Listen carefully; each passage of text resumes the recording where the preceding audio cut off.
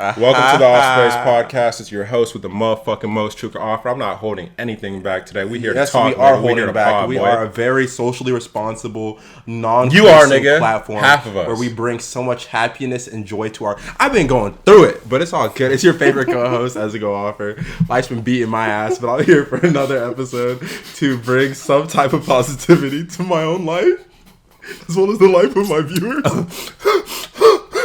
So, are y'all rocking with the boy or what? Let's get into it. A fucking loser! I'm sorry. It's all good. You know, you good, boy. Yes, yeah. You're so ski. But, yeah. Wow. All right, we here. How's your past week, my boy? Like I said, it's been. I'm not gonna speak as passionately on it as I was just a second ago. I was really about to dive in. I've been wrote so many times I don't know what to believe. Yeah, no, it's been buns. Honestly, it's just been fucking awful, bro. But on the bright side, I fell out of a lot of good habits. I got to get back on that, and I've kind of like messed myself up sleep schedule. But it's nice because I'm happy for this moment. Know why? I'm happy for this moment because I hope like hitting this wire didn't fuck that up at all. But I'm happy because... Can I give a moment of vulnerability? I'm in the middle of my moment of vulnerability. I'll go hard. Yeah. I'm happy because in these moments, even though life's just been it's the fact that I can recognize that and use that as an opportunity to grow, you know? They say these kind of moments build character, and that's what I've been telling myself on repeat so that it hurts a lot less. But these kind of moments build character into shaping you into the kind of person you want to be. So, yeah, I'm having an off week, which you don't hear from me much. But I'm saying it with a smile because I realize every time I do have off weeks or I have whatever, I know these are great learning experiences and moments to just get on up out of here. And so my whole life is dedicated trying to be the best version of myself. So how could I be that if I was perfect to start? So that's not going to happen. And you know the only time they can knock you off? When they know you've been on the whole time, nigga. You know what I'm saying? They're trying to stop a real nigga. They're trying to hold you down. You hear me? But this is what I got to say to you, boy. Like, there was a large period of this podcast where I came in and I just lied to our viewers every single episode and said I was straight when I wasn't. And when I wasn't straight, I would come in and be like, nah, I'm okay, guys. And then I try to give, like, a positive lesson every single week. Nah, sometimes this shit just sucks, nigga. And it's okay for it to suck. You know why? We're people. What we shouldn't do is, like, I'm proud of you for not. We shouldn't dwell in it and we shouldn't stew in it being terrible. You should feel your emotions. You should go through it. You should have a good support system around you to where you feel like you can open up and you can talk and you know let your shit out. And then you should heal as best as you can, whatever that looks like for you, right? And that's just being real, accepting responsibility where you had responsibility, accepting like what you can't change in other people's situations, and then accepting how fire your future's about to look. Look at this man, boy. Like, shine bright like you know what I'm saying, boy? You look like a snack, boy. Beautiful. You look like a snack, boy. You look good, boy. Appreciate you, my guy. That's much love around here. Sir. No, but it's just all truth. At the end of the day, again, like you said, they can only knock you down if you let them and shit. Like, exactly. I'm going to be fine. Life's great still. Even though we're in a pandemic, I still feel very positive about it all. And it's nice because we're finally coming out of this pandemic soon, man. I know this isn't like the conversation. We have much more to talk about on this podcast, but every day that it goes on and on of us being locked deeper and deeper into this shit, I'm ready for that vaccine. I just bro, I think I'm about, bro. See, it's like a slowly changing our tune each episode. It's like it went from nah, bro, we're not getting vaccinated. Fuck that shit. I didn't say I like did. That. But then, you did. But then afterwards, it was like like. After a while, it was like, you know what? I'm gonna get certain vaccines. I'm gonna let the wave go. And now it's like, I want the world to open, nigga. I'm tired of this shit, boy. Bro, like, somebody said they could inject me with a 32-inch TV. I'm still good with it. What's up? But bro, like another thing, like for me this past week though, I've been pretty good. That's good. That's good. I've been in a really good mental space. Really, really good mental space. I've been behind on certain work, but it's like even while being behind on certain work, it has helped me learn how to get ahead, if that makes sense. Just because I feel like this is the first period in a little while. I say a little while, and I don't want people to think it's forever, ever. But this is the first period in a second where I feel like I caught my stride, caught my mojo. I'm on top of the shit I need to be on top of. I'm doing what I got to do, and I'm definitely happy to see how that looks, right? Because I feel outstanding, feel unstoppable once again, and I feel just ready. I feel like I'm in definitely a good place to be a good friend, a good partner, a a good son, a good brother. Like, I feel like I'm definitely in a good place for myself. And so, like, I'm definitely... Wait, what did you just say? Huh? You said you're in the space to be a good what? A good friend, a good partner, a good brother, a good son. I just making sure I heard everything. I'm just waiting for you to get in that space, nigga. You've been slacking. Bro, what? I can't trip him up. I can trip him up, but I'm not going to too much. But all right, man. I'm happy for you, to be honest. Not for surely. So other than that, let's get straight into it. Let's get into it. Let's get off the porch, man. Let's get right to the action. Let's get off the porch. Actually, speaking of off the porch, I got a shameless plug.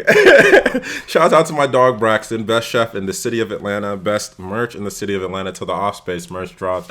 Off the porch kitchen, yes sir. Y'all aren't gonna get one like this, by the way, with a smiley face. Those were 101 original packs.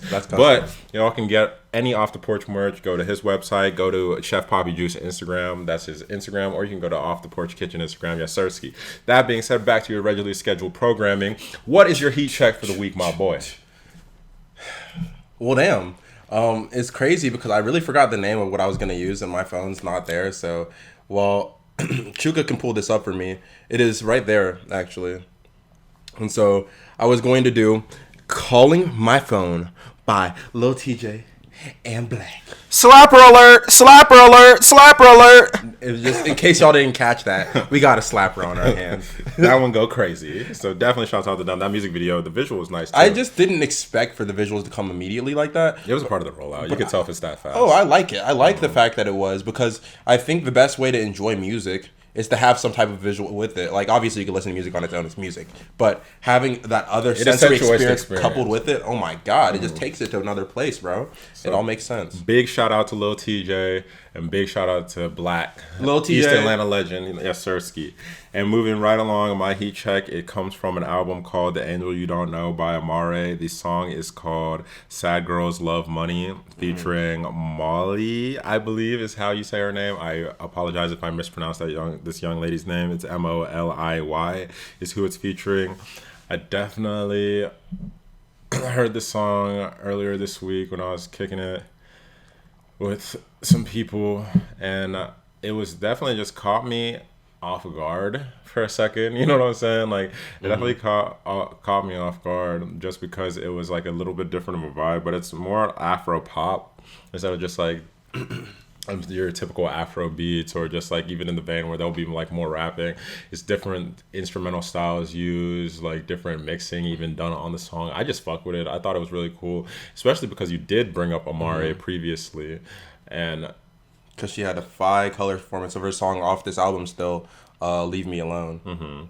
Leave me alone. Not that Leave Me Alone, but leave her alone nonetheless. I don't know. It's just cool because she embodies herself in her music. Because that, you getting that off of it, what I read, like the little I know about her still, she's a Ghanaian woman who grew up in the U.S. though, you know? For sure. So it's like an intersection of certain sounds that wouldn't traditionally be there from other artists. So it's nice to hear that. And definitely super shout out to Tahira, Kayla, and Megan too, by the way, because that was who I was with when I got put onto that music. But like when it goes to exactly what you're talking about, the influences that you have and moving along there, like, dog, that's how I kind of think about it a little bit. To like, dude, what the fuck would Chuka offer music sound, or Esgo offer music sound? If we were to take whatever we think our sound is and we were trying to mesh it into the Afro world too, like, how would your version of that music sound? I always wondered that just with Roots. Right. I wouldn't mesh anything. It would come naturally, but I know where it would manifest itself. Know why?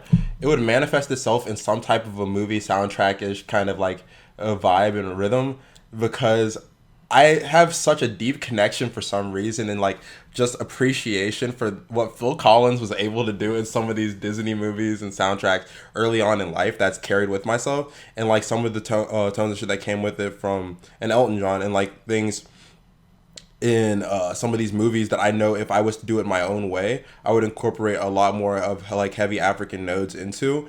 And taking, for example, even something like the Road to El Dorado soundtrack from Elton John, I really liked that, but I would have made it more African even. And so I would have like thrown some other elements of what we had like growing up and like heard into these kind of sounds. That's just how I know I would be able to. I would just want music that makes women shake their ass. Or a vibe. Nothing is wrong with that. Or it's funny, or a vibe to be laid up with women. So only thing that I'd want to be adjacent in those situations are me and women. So like that's the only reason I listen to music.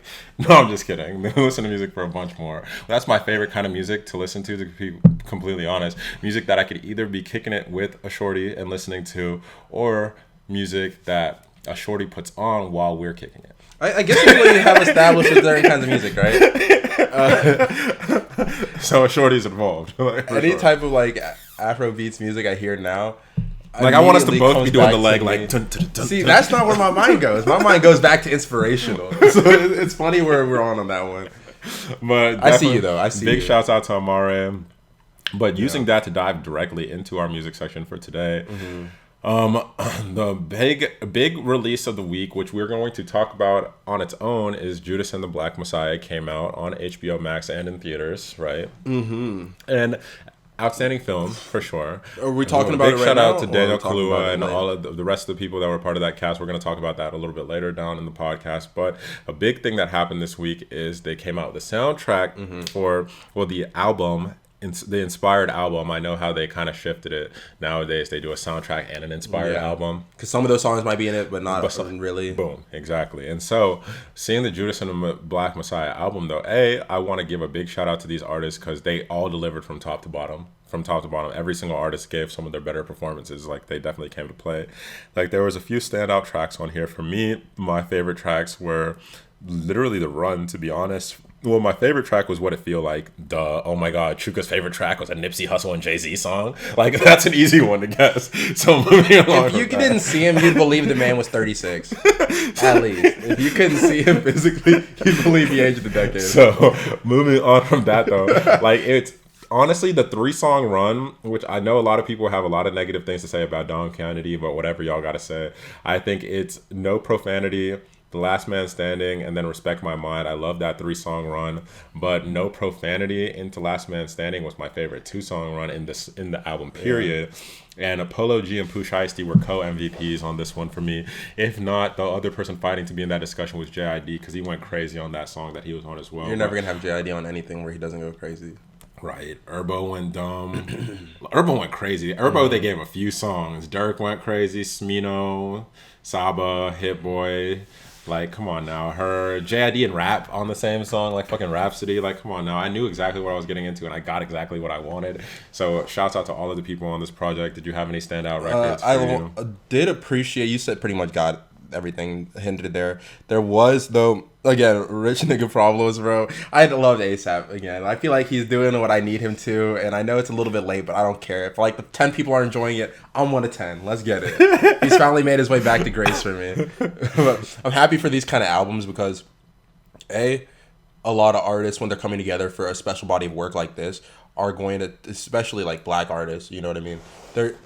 Doesn't feel like one of those you got the check or like it's forced or whatever. I feel like a lot of these people wanted to do good and do right by this film, right? And want to do right by everything connected to it, so they put their all into it. And you felt like the spirit on certain people, to be honest. Like Polo G, isn't he from Chicago? Like, so Polo G being from that area, he even called himself Chi-Town hero, like Fred Hampton, you know, like, and went crazy on his track. It looks like you could tell these people felt it. Yeah. And on top of that, like Hit Boy executive produced it. The way Hit Boy's been bringing out the best of people for the last few years in hip hop, really throughout his career, but he's been on an even heightened run for the last year or two. Like I kind of expected everybody to snap. Like if Hit Boy was EPing it. Hit Boy even rapped on one of the songs, but Hit Boy's been introducing himself as a rapper for a little while now, and now that he has the leverage to put it on the forefront, of course he's gonna be like, "Yo, I'll EP this project, but one of the songs is me, nigga." You know what I'm saying? But, I got this perfect song for it. It's me. Like, come on now. Nah, that's still dope though. So, super dope. I would do the same shit. What? I'm trying to leverage. Leverage entertainment so I can rap. I'm telling people, if the Offspace ever has a festival, y'all might hate us or love it. You know what I'm saying? You gonna see us up there. What? Of course. I don't care what we're doing. You gonna see us as one of those sets. Y'all gonna see us as one of those sets, and y'all gonna see us enjoy the fuck out of ourselves. You know what I'm saying? If you don't want to see it, go to stage B. Oh, shouts out to Miss Becky, by the way. She's the only other person that voted for me, bro. You know, she's like, oh, this dude needs some love.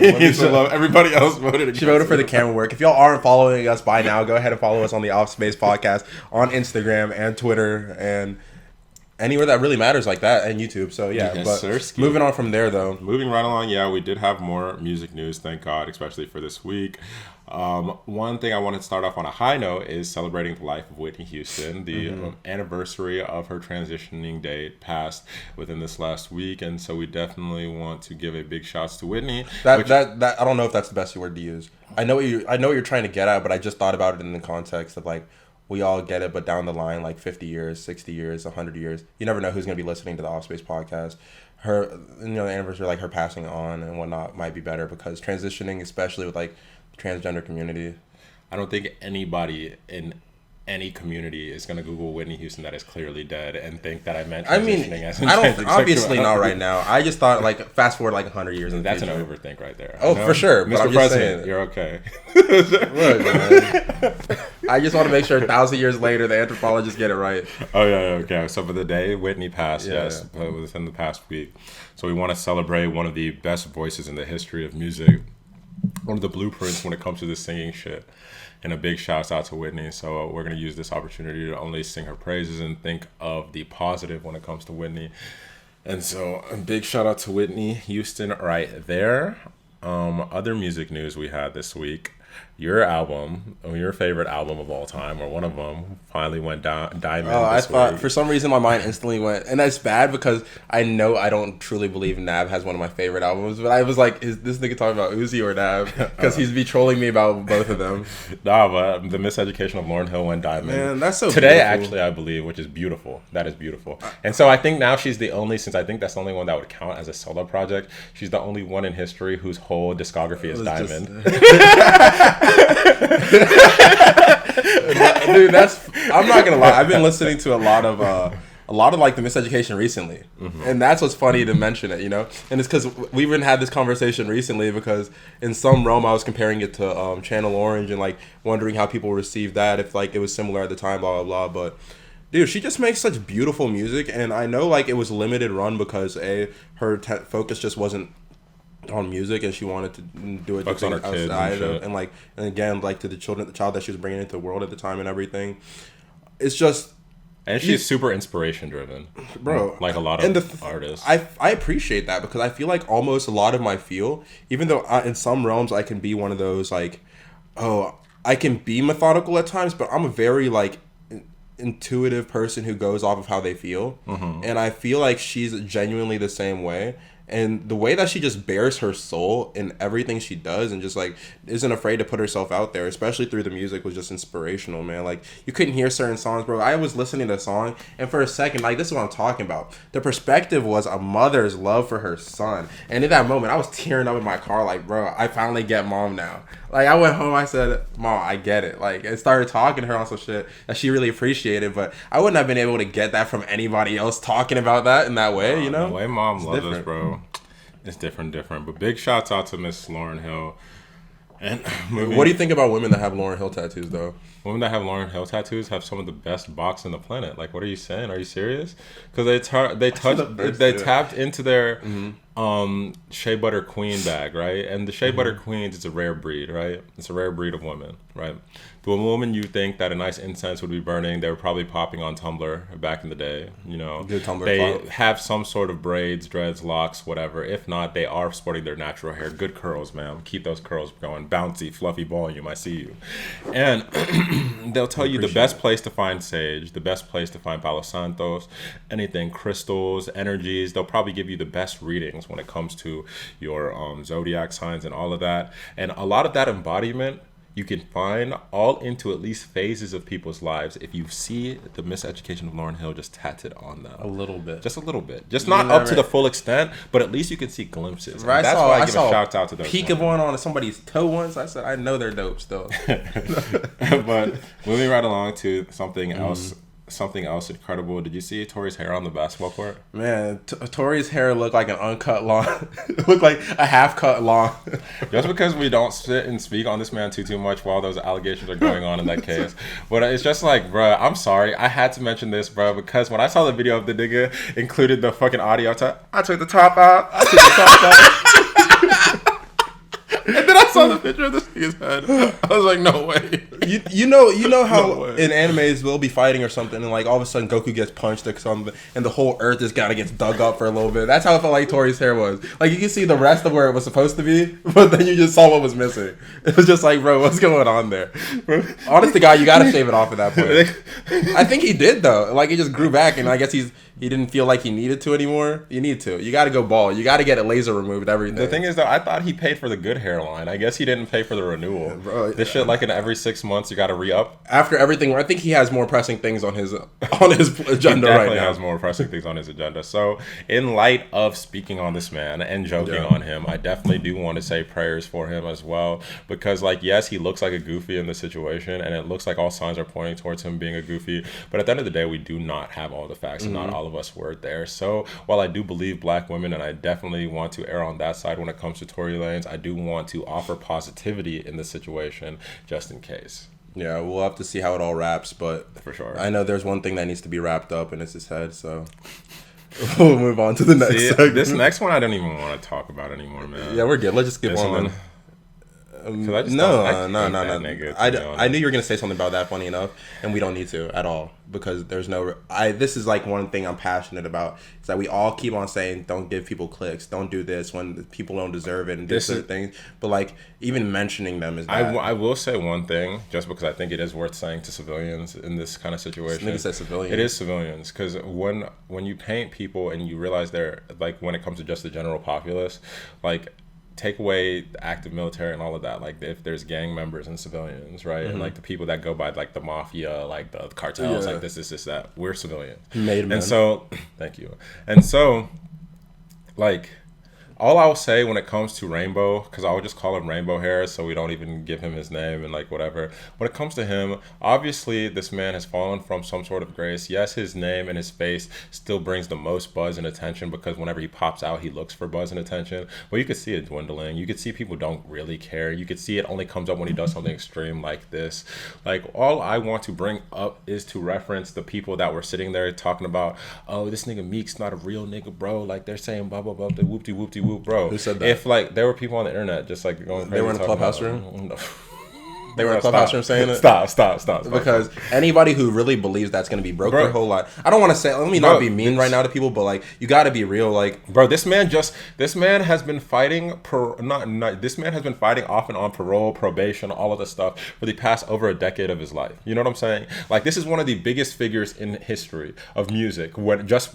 Period, because of his case and like the situation that have happened. I'm talking about just off of pure pop, right? He had one of the biggest highs we've ever seen and just craziness because of the drama he's brought.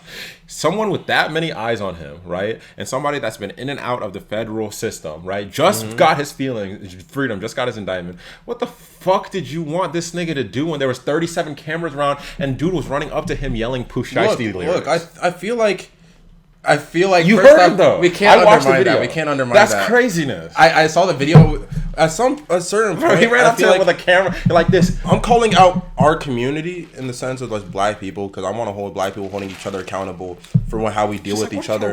In the sense of like we have to think longevity, man. Like obviously I know like this whole like your honor, bro, like your rep, your name, your cred, like blah blah blah. You can't let people disrespect you like that, especially if you get to this point. Like no, if letting people disrespect you is responding to someone like that in that moment. Letting someone disrespect you is giving them what they were looking for in that. These are not the same caliber of people. And for one to throw away his life, essentially to get revenge or do all these things or like defend himself against this individual who's really just a troll, that's almost asking for people to hustle backwards. It's working backwards, bro, just because, like, I get it. And if there was no cameras, it would have been a much different story, obviously. Like, bro, like, at the end of the day, like, bro, if I was caught with dude with no cameras, I'd want to beat his ass. Bro, if there was no cameras, I would still laugh and then just go about my business. I'd be the one that irk niggas because they would be trying to get a rise out of you. Then you're not paying them any attention. They start coming for you. But even then, it's just like, how do people even, like, this is why I get so confused when I see stupid people talk about shit that they don't even understand, bro. Yeah. It's like, how do people want this shit, people to respond? And I understand Meek's clear of all his shit, but even me, I was on probation for a year, right? That year that I was on probation, literally every time, and I'm a hot-headed nigga. At least I was way worse back then. I'm a lot better now. I'm a lot cooled down. But that was during a period where every situation that people got angry with me. Like, I saw stuff happening in bars. Like, I saw stuff happening in this, that. Granted, I was 19. I wasn't supposed to be in there. Niggas had good fakes, whatever. But it's like, you don't need good fakes to get into where you were. You really don't need good I had a tape. But let me not say But anyways, it's just like, for that whole year, mate, it's like, every time I got pressed, the first thing I thought to myself was, is this worth jail time? Yeah. Because I know that anything, like, I knew what my probation officer was doing, bro. Like, any indictment versus me, she was begging for a chance to send me to jail until she eventually got one. You know what I'm saying? So it's like, if you've dealt with a system like that your whole adult life, like, what did they want? Sometimes I just want people to think with common sense. I know what it was, though, because, again, it's the Clubhouse people, bro. It was the people that a little bit before were getting on him because they were like, oh, Meek Mill's not this, Meek Mill's not that, and they want to just tear you down for trying to be better, even though, again, he's not a perfect individual. No one is, bro. Like, I'm telling you, because if it was a different rapper, it would have been a much different story. Like, look how responsible. Right? Like, if it was 21 and 21 walked off, bro, they would have been like, man, look at how responsible 21 is, how much he's grown, how mature he's becoming, that he didn't do that. Nah, Meek Mill is in his 30s. And they wanted him to be out here, like, nugging and bucking with this dude. Like, come on now. Sometimes you gotta be. Enough of that. But anyway, we got on from more pressing here, nigga. Shouts out to Meek. Even though this nigga Meek, though, I've said nothing but positive things, so now we definitely got to get a little bit of jokes off. Meek and The Game are two people that need to go ahead and Google their age, and then take their own phones away before they send some of the tweets they're sending. That's all I gotta say. Bro, because some of the tweets I be sending, bro, I'm like, bro, y'all niggas is in your 30s, bro. Y'all be tweeting talk about it, man. What about Future? Bro? Future can't be on that list. Because this nigga sent out his little demon tweets because of a trend of people thinking that they're toxic monsters. The thing is, only when he's rolling out music. I can't say Future's tweets, but the way Future carries himself, let's talk about how do you know how he carries himself?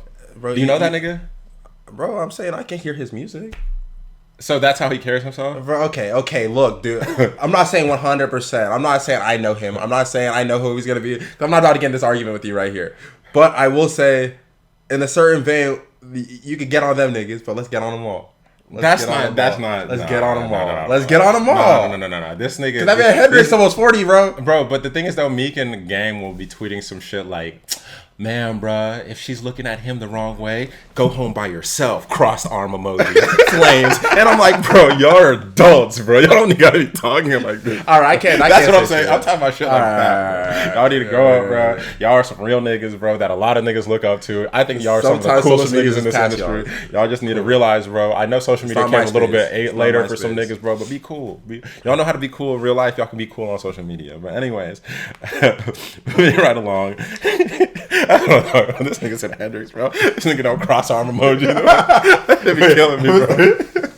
That'd be killing me, bro. Some of Game's tweets, bro. My favorite Game and Meek response, though, that niggas be giving them now is just a picture of their fucking, the Google of their age. You think they're getting tilted at? I know they are. I know if somebody responds to you with your age, I know they're getting mad. For sure. It's all right. I will say, before we get a little bit further, no, I'll save that for later. Let's go ahead and get into it. But man. Why are you holding out on the people? I want to just go ahead and say shouts out to Chappelle for being the GOAT and one of the GOATs in all categories, because Chappelle's show is now returning to Netflix after Comedy Central agreed to give Dave Chappelle his license back. So his big war and everything he's been fighting seems to have not all been for naught. And let's understand though.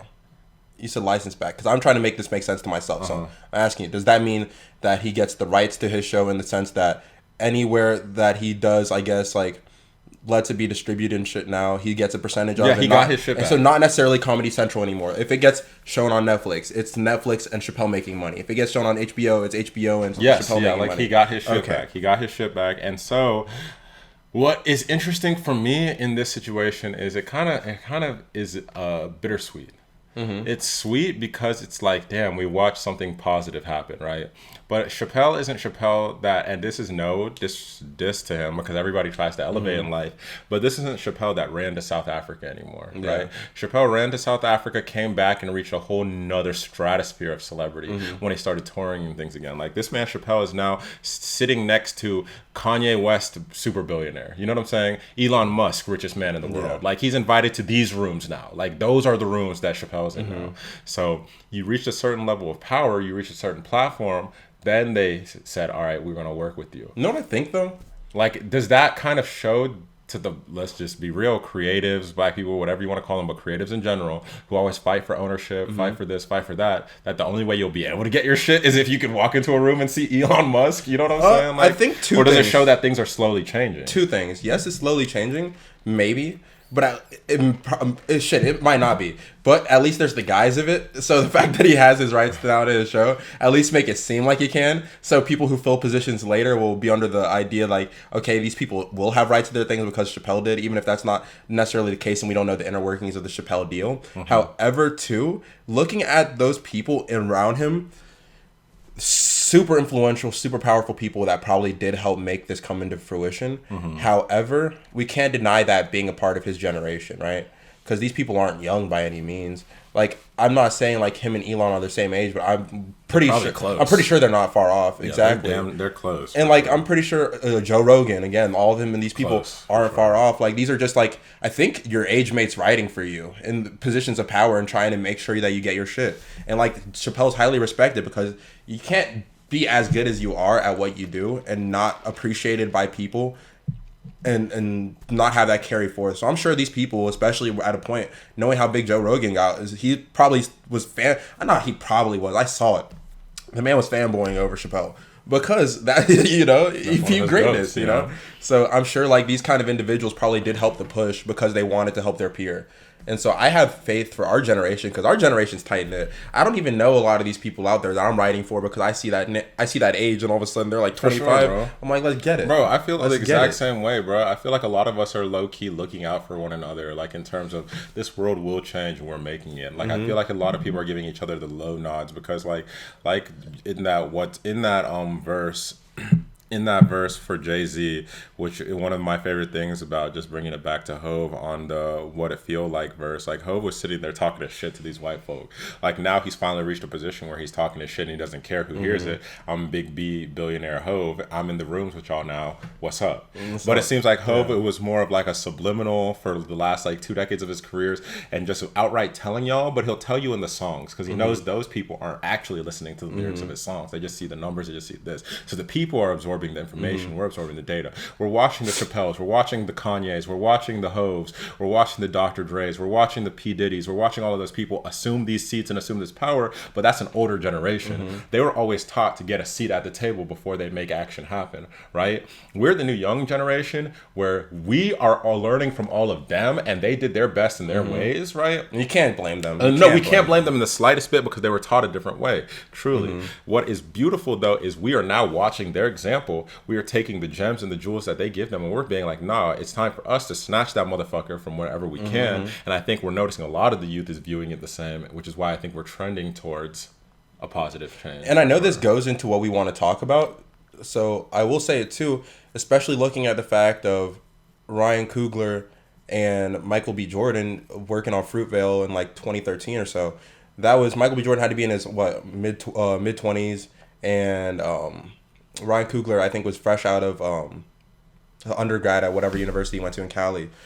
That's what I'm talking about at the end of the day. It's like peers were just, like, people link up with their peers. They link up with their age mates and they try and make shit happen. And like, these are the mutual respect that you end up gaining over time, especially working with these people and seeing what they do. Because we saw like how this led into later, like, not saying like, again, we're going to talk about a movie that obviously Michael B. Jordan wasn't in, but Ryan Coogler worked with him on so much stuff. And at this point, you know, obviously now they're dogs. They're dogs. And like, you see their work, it shows it too. And I want to mention two things so we can hop right into the next discussion about the movies. And then we're going to talk about our Black History Month section. No, we're gonna save first. Judas and the Black Messiah for the end. Yeah. For the end. Because we have a lot to talk about there if y'all want to hear our reviews and our talks about Judas and the Black Messiah. But the two things I wanted to mention quickly, you could say whatever you want to say about them, obviously, is Trump was acquitted. Yeah. During his trials. Do you have any words, or is that? I think the overall vote was 57 in way of him being guilty, 43 in way of him not. But again, since it has to be like a two-thirds vote, it didn't work. But it was getting closer there. It's just kind of disheartening, though, the people who still voted no. So I don't know. Again, you never know their motivations, whether it be they really believed he was guilty or not, or they were just looking at grand scheme politics and the shape of the U.S. looking weak from having a president found guilty and things like that. So you never know what it is, but it is still a shame. For sure. And then Rush Limbaugh is dead. Yeah. I guess. All right. Anyways, Not much to say on that, man. To be honest, I don't. No, I don't want to talk negatively. I'm not talking so we're good. negative on the But dead. I mean, I'm not like, shedding no tears. Yeah, I can't shed a tear. Wow, my wells are dried for that nigga. But anyways, and yeah, other than that, we have Valentine's Day, which I wanted to say one thing before we get into Valentine's Day is I had a really good Valentine's Day personally. I know my nigga said that shit ass, but I just think I believe that I hate how much people are negative Nancy's on that day. You weren't one of those people, of course. I've never been. This is the first year I really this nigga wasn't happy. But if y'all knew the circumstances, it'd make more sense. Of course. And he was more on the back end with it. Like, he'd throw his jokes at me or throw his jokes at Deej or little shit like that. But he wasn't actually going. But I hate the negative undertone of Valentine's Day of just, like, a lot of people not letting people just be happy. When at the end of the day, bro, every one of these major holidays is a capitalist, like, hoo-ha to make money and this, that. We all know the roots of it. But don't you just like people smiling and being happy? Bro, even if it's a facade. Because a lot of y'all was a facade. I know a lot of y'all's relationships aren't as happy as them pictures. I was talking for a second. I think they were cosplaying as a happy couple. They were cosplaying as a happy couple. Every February 14th, that's what it is. It's cosplay as a happy couple day. And I hate it. But I just love seeing people happy. That's the fact that I wanted to be one of them this year, you know? I feel you, boy. It's coming, boy. It didn't happen. I thought... But it didn't happen, but it's all good. But it's funny because people aren't flaming a holiday that's supposed to be just love, just supposed to celebrate love, obviously for romantic relationships, but past that too. We know what it's stretched out to. We've seen every variation of Valentine's Day at this point, Galentines and this, that, and the third. But it's funny because right after them, on Monday was President's Day, and everybody's like, "Oh hell yeah, we lit, boy! Like we got a day off and all this and that." It's President's Day. Like half of our presidents are fucking racist. It's like no one really cares about more than half. All them niggas. No one really likes our presidents either. Like to be fair, no one really celebrates them like that. Really riots for them like that. Maybe a few that they probably shouldn't either. I know the white community love Reagan. Love that nigga. One really sad though, but Woodrow Wilson, big racist, a birth of a nation, head ass. But man, I don't get it, but it's all right because obviously our holidays are mixed plays. Man, MLK is a national holiday, and I still see people hating on that one, which is very weird to me. Super weird behavior, by the way. It's the craziest shit ever, bro. Like I don't making people work and protest of it. Like really? Bro, you see the niggas that be like, when do we get our white appreciation month too? But anyways, like that shit is so crazy. I don't see much of that at all anymore now. I think that just comes with the fact that my age now rounds to 30. Mm-hmm. So I think the older I get, like the more idiots are gonna fall off, I hope. But they're like, all right, we're moving on from that one. Another big shout out I want to say when it comes to the hating tip though is Russell Wilson and Ayesha Curry. I've come on here publicly and I've made jokes about Russell Wilson and jokes about Ayesha Curry, but for me personally, that's where it ends. I'm just somebody, as y'all can't tell, bro. Like, I just joked on Meek immediately after a real shit situation. Like, bro, I just like joking. I just like jokes. But I just want to also do my due diligence in saying, like, Ayesha Curry is such a beautiful young example for positive, like such a beautiful, positive young example. And Russell Wilson if you wanted to put from what we perceive as like a textbook perfect black dad, it's Russell Wilson. You know what I'm saying? Like, these people are nothing but positive examples for their community and for their people, trying to show people love, trying to show people happiness. He's not the father, he's not a stepfather. He's the father that stepped up. Bro, he really is the father that stepped up, though. And he's so happy for it. And niggas just kill these people. Just, oh, they're corny. Oh, they're this or they're that. Just let people be happy, bro. Like, why can't y'all just let people be happy? It's all this fake tough shit, bro. It's all this fake tough. First off, this is not the 90s and it's not rap. Like, at some point, y'all gotta let it go with being fake tough at certain points because that's just not what we need. If people need to and you need to respect them for it, go ahead. We heard the King Von singles. We know what tough looks like. You feel me? Russell Wilson is not that. Let that man be Russell a dad. Wilson is not from 63rd. He's not from 63rd. He's from 63rd. It's not... R.I.P. to the legend, for sure. R.I.P. to the legend, Vaughn, man. But yeah, I don't know. I feel like people just kind of like... There's that initial period, which I hate being a part of because I recognize at its inception a lot of times because I feel like it might happen to me at some point. There's that initial period where everyone wants to get their jokes off on these people that I'm like, if it really goes super hard and goes viral, then these people are going to be made fun of in their entire for a while. for that reason. I know. Just moving forward. So, which is always so corny to me. I wish people just knew how to joke, nigga. Like, I wish not everybody treated a joke like Edmund and Torres, bro. Like, I mean, like, I was joking. Those are my dogs. But it's like, bro, you don't have to drag everything into the dirt, bro. Like, we can all laugh and move on. You know, what happened to laugh and move on? What happened to laugh and move on, bro? Is that over with? Like, is it over with? You gotta see these people cry before you can move on. You know? But anyways, moving right along to the last couple things. One, I wanted to I gotta use the bathroom. I'm not even gonna lie to you. We'll go ahead and we'll talk about some of Disney's releases next week. But it was interesting. You did bring up Cruella. I wanted to lead that into a discussion more about like a lot of stuff they're doing in the opening of villain movies and how they take some fucked up people and try to make them kind of lovable. The thing is, though, I didn't see Maleficent. You remember with like you know who she is, like the villain from like Little Mermaid, right? No. She's Snow White. Snow White. Sleeping Beauty. No, it is Sleeping Beauty. It's Sleeping Beauty. I'm pretty sure Sleeping Beauty though. But I don't know if they tried to make Angelina Jolie in that like a decent person or what, so I don't know like their take on it. But immediately when I saw Cruella de Vil, I was just like, so what's the movie about to look like though? You feel me? Like live action for it? It's gotta look this guy's because you were trying to skin dogs. Like that was the premise. Like the premise was these dogs was trying to escape you wanting their fur. You know what I'm saying? That exotic Dalmatian fur. And so I don't know what they're about to do with that shit, but we'll leave that for a deeper discussion one day. And if they made a movie about it at that time, imagine what the time was looking like, bro. Or niggas in like when was 101 Dalmatians made? Like early 2000 or like late 90s? Late 90s. So people in that period were people just out here skinning dogs or something? What if that was really a thing for the rich community? I feel like it was 2001. Okay, 96.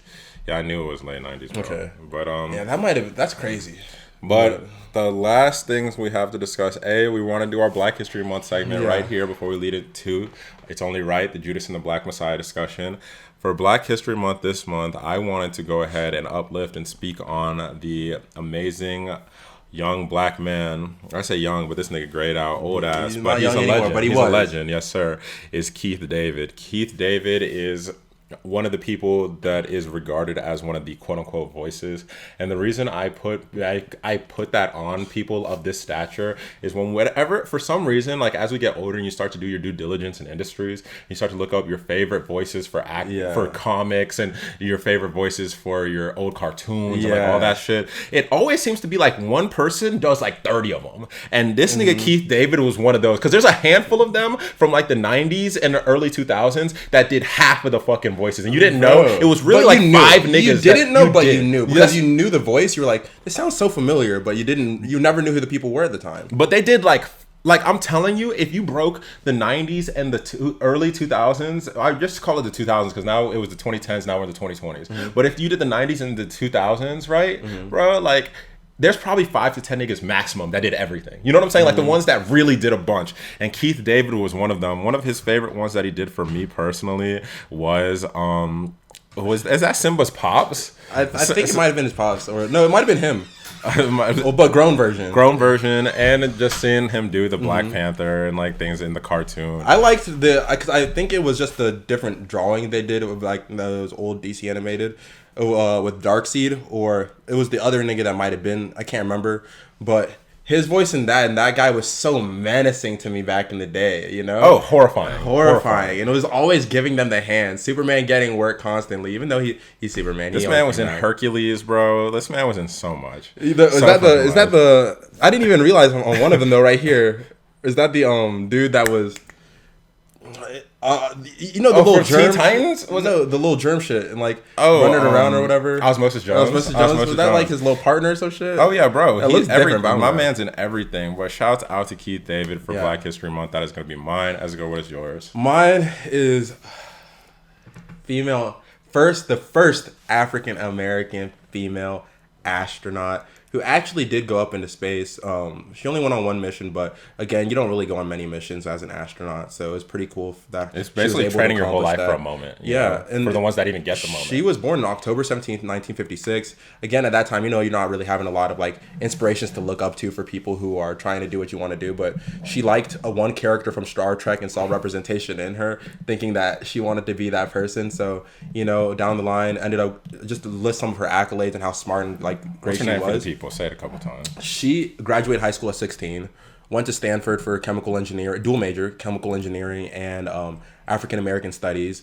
Graduated from there and became a doctor and worked around with the likes of the Peace Corps, the CDC, and was working on high level projects to like just try and better the world. Came back to become a physician, and during that time went back to school to taking engineering classes, and ended up using those efforts to apply to become an astronaut through NASA. Was able to do it, and again went on a mission, and has done just so much good work afterwards. And I just wanted to highlight her because she's one of those people that I remember as a kid being in like the school library or being like walking down the halls or whatever, and she was just always one of the posters, you know what I mean? And I don't think a lot of people really ever knew who she was, so I wanted to go ahead and highlight her because that's phenomenal. Becoming an astronaut is such an impressive feat, and I don't think a lot of people give that enough credit. Do you want to tell people her name? I did. Dr. Mae Jemison. Hey, yeah. Yes, sirski. Dr. Mae Jemison. And so now that leaves us with two very powerful black people for very important and very different reasons. And now, speaking of very important black people and 21 years young, we're going to use this podcast as a shout out and an RIP to Fred Hampton in the first place for being the director and chairman of the Black Panther Party in the Chicago division, was assassinated by the FBI. We just finished watching Judas and the Black Messiah, who came out this week. And to be quite honest, at least me, I'll start us off and say me, and I'll want to ask about your experience through this. I knew most of this stuff. So I was happy that it showed me that there was a lot of due diligence that I've done since having that kind of reclaiming my black moment at about 2021-ish, where I started to unlearn and relearn about our real history and really dive into it. But there were certain moments that I really didn't know myself, even like just watching through this. And one, I didn't know that the person that was the informant like killed themselves the day the doc came out in 1990 on MLK Day. You know what I'm saying? Like that was nuts to me.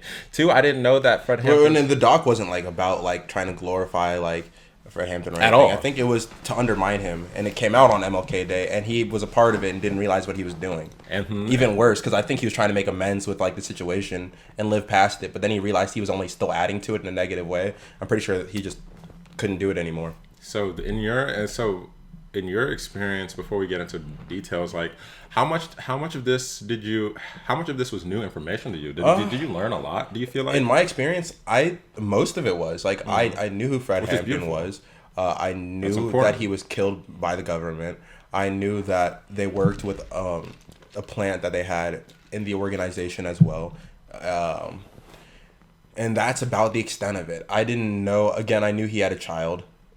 But I didn't know like exactly how they were moving, how connected some of these different groups was. I didn't know like again like it was really partnering with so many relevant groups at the time in that their community. It was really cool. I thought it was about to be a mess for a second. First off, Daniel Kaluuya's I always get so bad on his last name, but his like representation of this man was just so good. He needs an award, man. Daniel Kaluuya be killing roles so crazy that I always forget. Like, I feel like it's almost the niggas are lying to me. Like, I feel like they're trolling me when they tell me he's British. Bro, like, I feel like they're trolling me when they tell me this nigga's British. What? We've seen him in too many roles that he just murders. Like, I remember the first day seeing him on fucking Black Mirror, episode 2 of season 1, which was one of the craziest episodes still to this day to me, metaphorically. Like, super relevant. Especially in the pandemic. Oh my God. But, like, wow. But anyways, like, definitely if you haven't watched that, go back and watch that. But that was the first place I ever saw Daniel Kaluuya.